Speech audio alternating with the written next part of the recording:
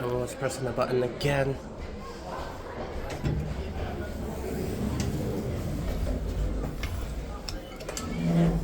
Oh.